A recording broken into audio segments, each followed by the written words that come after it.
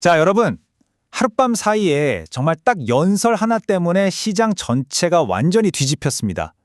도대체 무슨 일이 있었던 건지 한번 자세히 들여다보겠습니다. 아니, 바로 어제까지만 해도 휴전할 거라는 기대감 때문에 분위기 좋았잖아요? 그런데 그 낙관론이 그냥 한순간에 사라져버렸습니다. 이게 바로 그 유명한 불트랩에 걸린 거죠. 이제 막 오르나 싶어서 들어갔던 투자자들은 그대로 덫에 걸려버린 겁니다. 시장이 얼마나 빠르게 반응했는지 보세요. 연설이 끝나자마자 나스닥 선물이 1.1% 넘게 빠지고 특히 중소형주가 많은 러셀 2000은 1.5% 이상 급락해버렸어요. 정말 즉각적이었죠. 주식시장은 이렇게 파랗게 질렸는데 반대로 기름값은 그야말로 불이 붙었습니다. 브렌트유 가격이 99달러 하던 게 순식간에 105달러를 훌쩍 넘어버렸어요. 자, 그렇다면 도대체 이 갑작스러운 시장의 반전을 일으킨 기폭제가 뭐였을까요? 맞습니다. 모든 건 이 연설 하나에서 시작됐어요. 긴장을 완화하는 게 아니라 완전히 정반대 방향으로 가버린 거죠. 바로 이 한마디. 이게 시장이 가장 듣기 싫어했던 말이었습니다. 왜냐하면 갈등이 곧 끝나는 게 아니라 오히려 더 길어질 거라는 신호였으니까요. 특히나 시장을 정말 얼어붙게 만든 건 바로 이 표현이었습니다. 이건 그냥 좀 강하게 말하는 수준이 아니잖아요.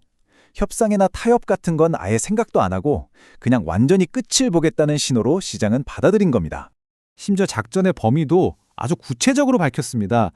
이란을 향해서 이 4가지 군사 목표를 분명히 하겠다고 선언한 거죠.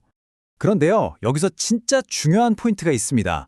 연설에서 무슨 말을 했는지도 중요하지만 무슨 말을 안 했는지가 더 중요했다는 겁니다. 바로 이겁니다. 연설 내용을 보면 최종적이고 강력한 타격만 있었지 외교적인 해법, 그러니까 협상이라던가 아니면 어디까지 개입할 건지에 대한 한계, 이런 얘기는 전혀 없었어요. 이게 시장의 불안감을 엄청나게 키운 거죠. 자, 그럼 이제 연설에서 내세운 경제적인 논리를 한번 살펴볼까요? 이걸로 어떻게 자신들의 행동을 정당화하고 있는지 말이죠. 지금 미국에서 휘발유 가격이 많이 올랐는데 그 원인이 바로 이란 때문이라고 직접적으로 지목하고 있는 겁니다. 그런데 재밌는 건 이렇게 기름값 얘기를 하면서도 정작 연설에서는 이 전쟁은 석유 때문에 하는 게 아니다. 우리는 동맹을 도우러 온 거다라고 선을 깍 그었다는 점입니다. 결국 상황이 이렇게 되면서 시장은 지금 초긴장 상태에 들어갔습니다. 그럼 앞으로 우리는 뭘 가장 주의 깊게 봐야 할까요? 제일 걱정되는 부분 중 하나가 바로 다가오는 주말입니다. 성금요일이라고 해서 미국 시장이 쉬거든요. 그러니까 시장이 닫혀 있는 동안 어떤 지정학적인 사건이 터져도 시장이 즉각적으로 반응할 수가 없는 그런 시간적 공백이 생기는 거죠. 이건 뭘 의미하냐면 시장이 멈춰 있는 주말 동안 무슨 일이 터질지 모른다는 그 극도의 불안감이 시장의 팽배해 있다는 뜻입니다. 변동성, 다시 말해 공포가 시장을 지배할 가능성이 아주 커진 거죠. 그래서 지금 모든 투자자들이 묻고 있는 질문이 바로 이겁니다. 그래서 바닥이 대체 어디냐?